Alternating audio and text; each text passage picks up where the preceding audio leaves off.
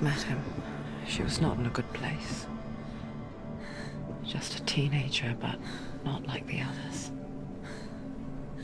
Barely functioning, she rarely left the house. Her father's in-bell made sure of that.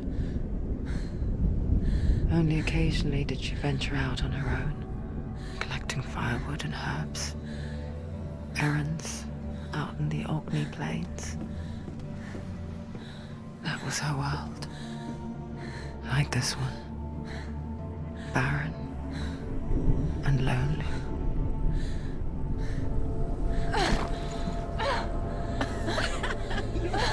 She can't do it. You can do it. You can do it. Your body is warming up. You're strong. You're getting stronger. Come on. Where are you going? There's nothing to follow. Dillian's disappeared. It was a trick. You've got an illusion. It's all a deception. He's going to appear again as a sign. Where's he gone? He's got something to tell you. Where's it? He knows you're here. Come on. Keep going. One step so you can do it. Come on. You're getting stronger. You're getting stronger.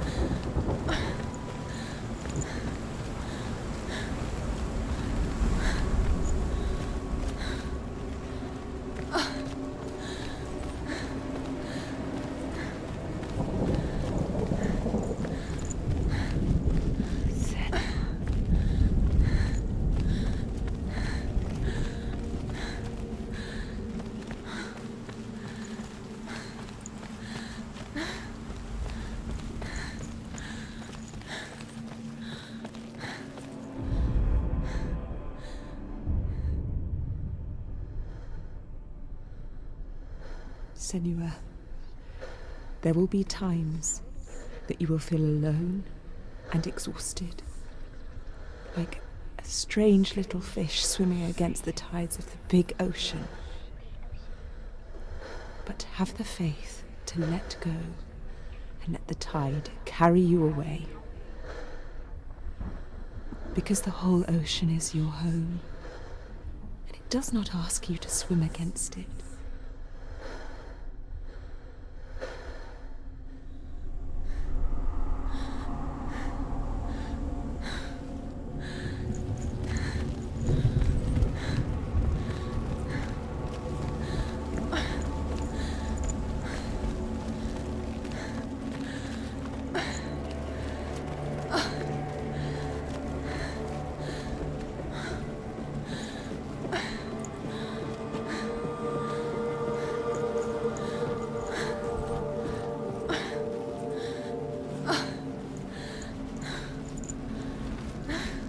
There he was, the lone figure of a boy.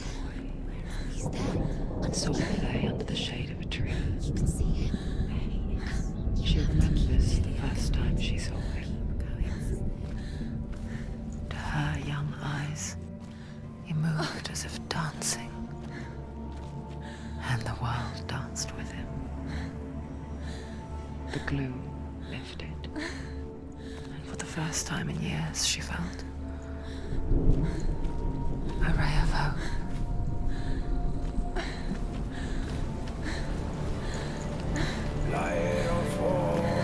There's the tree. Where is he? He's there. Where is he? He's there, under the tree. You can see him. There he is. Come on, you have to keep Dillian is waiting. Keep going.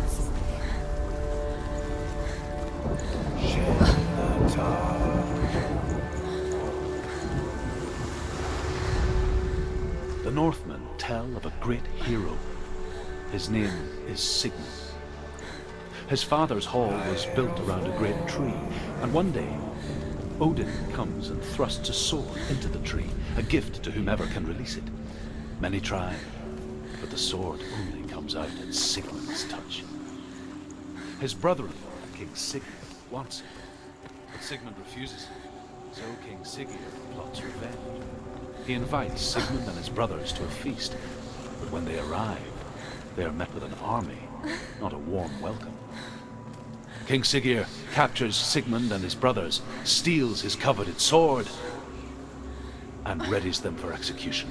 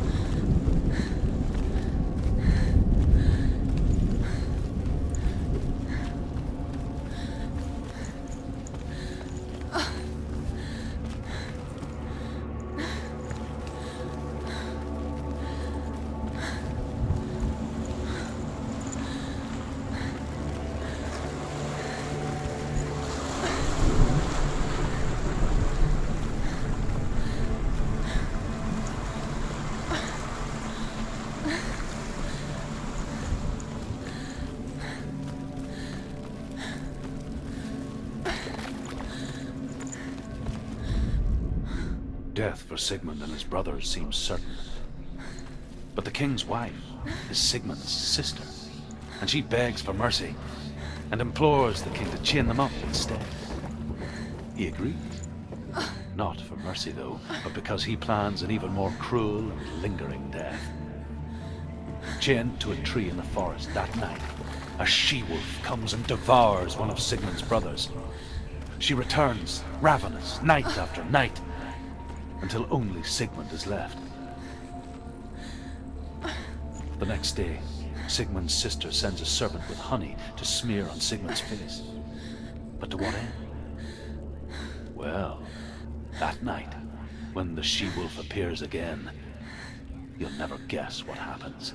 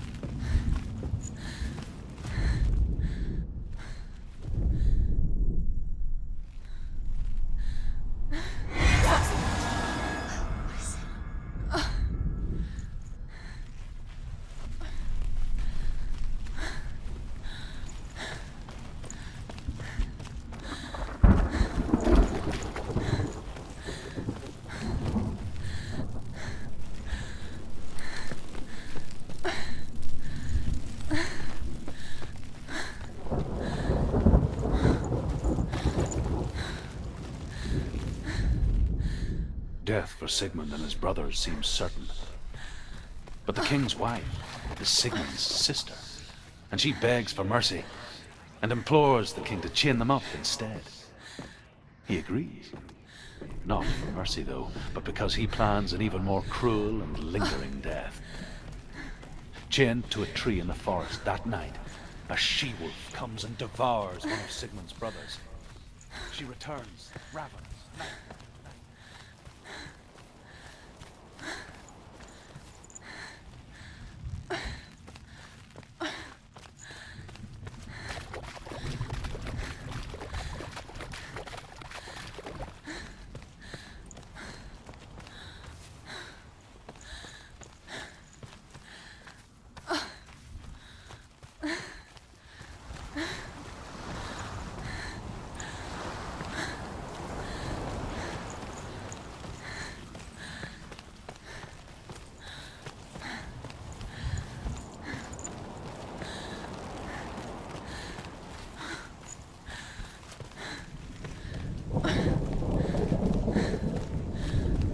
Day after day, watching from afar, she mimicked him, perfecting her own secret dance,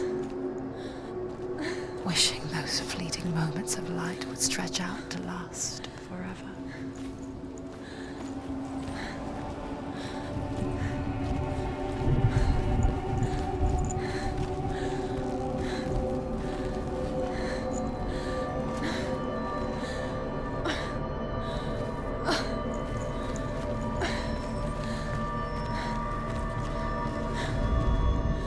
Sigmund's sister trades shapes with a sorceress, and in disguise, she lies with her own brother. She gives birth to a son named Sinfjotli. After a time, she sends him to the forest to Sigmund. He tests the boy and finds him strong and fearless, and so they go to take their vengeance on King Siggeir. Luck is not on their side. They're captured, and Siggeir has them buried alive.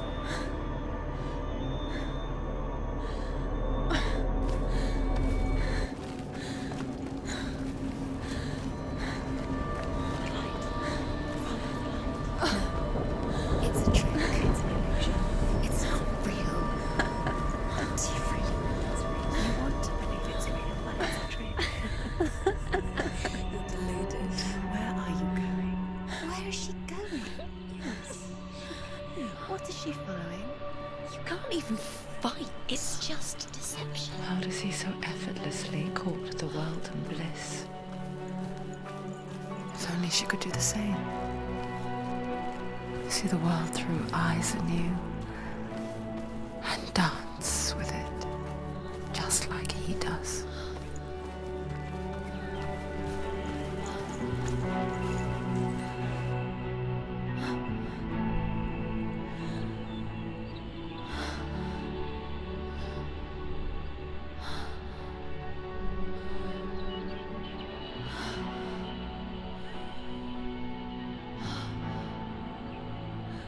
What's your name?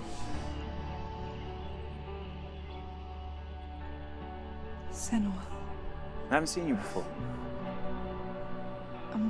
I don't leave home much. Oh, Zeno's daughter. I have to go. Wait. Who taught you to fight like that? No one. No one. Well, I watched you, and You learnt all of that from watching me? You should become a warrior, you know. me? I'm Dilly. I'm here for the warrior trials. Just come and watch. And bring your sword. You can't put it into words. That moment when you look into the eyes of the one who's supposed to reassure you, make you feel safe. It only takes an instant. Fear swallows you before you have a chance to make sense of it. And darkness becomes a part of who you are.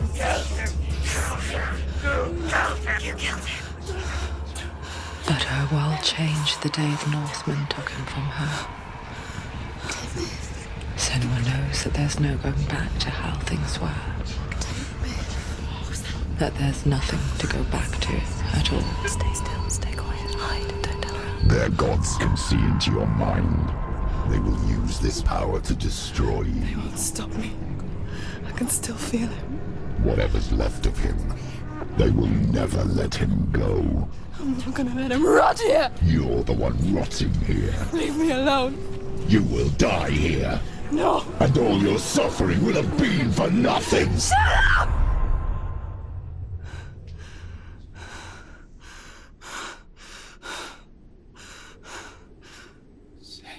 Dillion?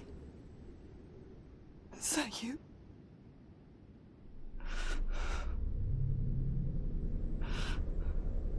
I'll find you, my love.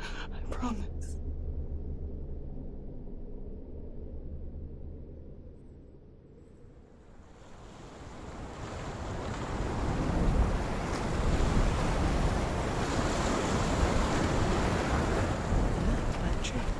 Can you see him? You want to believe it. Is he not real? Is he there? You're alone in these mountains. Is that Dillion? Nothing lives here. You won't survive. You met him by the tree. She met him by the tree. Maybe it's a sign, the tree. What's he trying to tell you? He's waiting for you by the tree.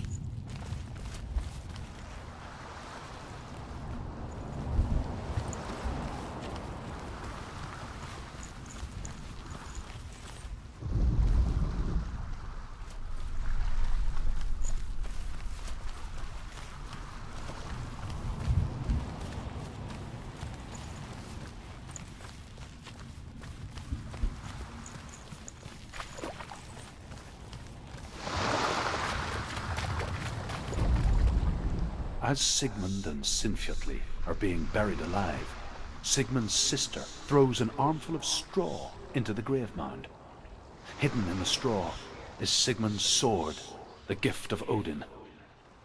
They cut their way out of the grave mound and set fire to Siggeir's hall. The king burns to death. Sigmund calls to his sister to come out so that she may live and be honored. She does come out, but only to tell him the truth. That she had slept with him, her brother, to beget a strong avenger. I am not fit to live, she says, and walks back into the fire. Strike vengeance from your heart, Senua, as there is always a heavy price to pay.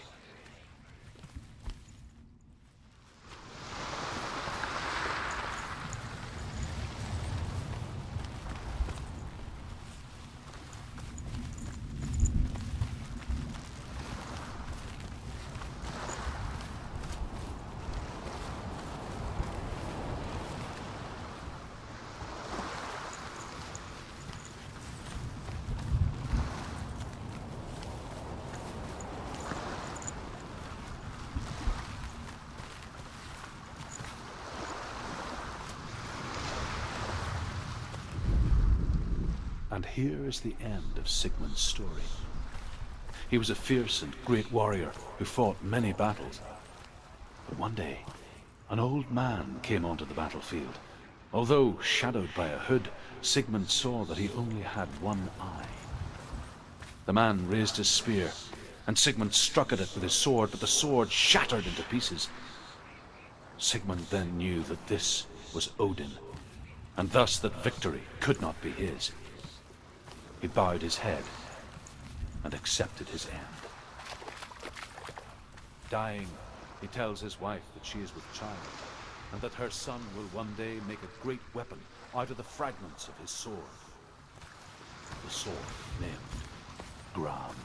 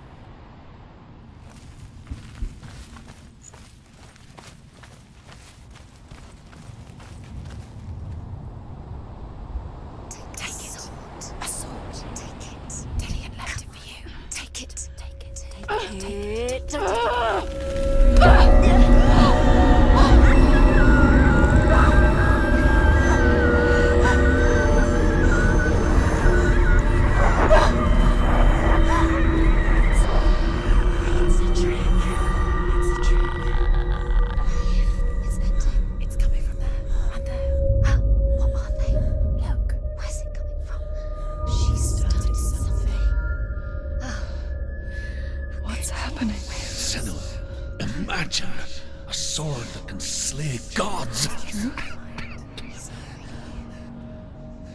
Its name is Gramr. It was forged by the god of all Northmen, Odin, and gifted to Sigmund, a great warrior. I need this sword. It's important. Can you help me? The sword appears whole, but it is an illusion. It shattered into shards long ago. It is said a great warrior can reforge Gramr by answering the trials of Odin, one for each shard. The roots of the Tree of Death will take you to new lands where you will face the trials. Go to the shards. Go to the shard. Go to the shards. What's the shard? Find it. It's the metal runestones. It's in front of you. Find it. The metal. The runes. You need that sword. Go to the shard. Find the shards.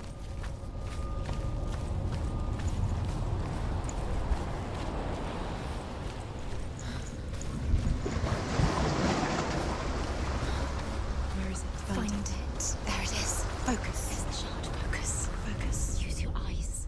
Look. Get closer. What can you see? A king in the north forced the dwarves to make a sword that would never fail and never rust, and that would slice through iron and stone and bring victory to its bearer. But the angry dwarves cursed it. It would be the death of a man every time it was drawn, and it would be the death of the king. Let me tell you about the sword Tyrving.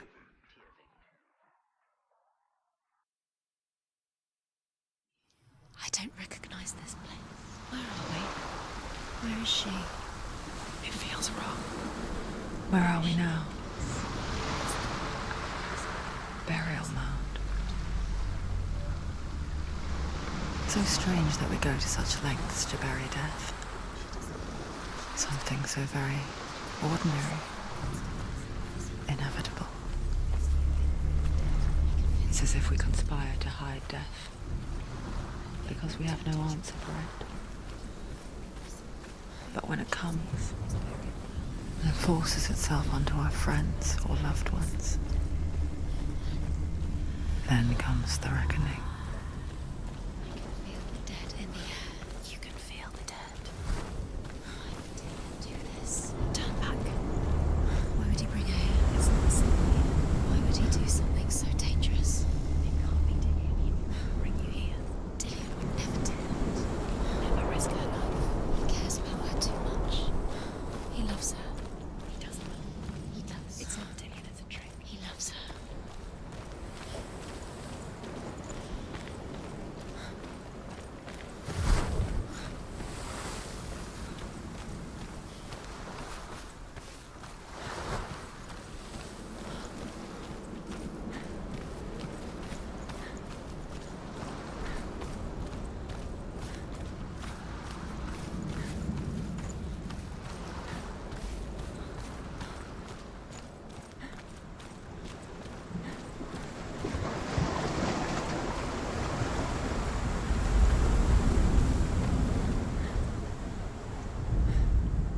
Senua, you remind me of a story that the Northmen tell about a young woman warrior. Her name is Hervor, the daughter of a berserker born after he was killed. She's a wild, willful child who teaches herself to fight with weapons. When she learns where her father is buried, her only desire is to reclaim the treasure buried with him, but above all, the sword Tyrving.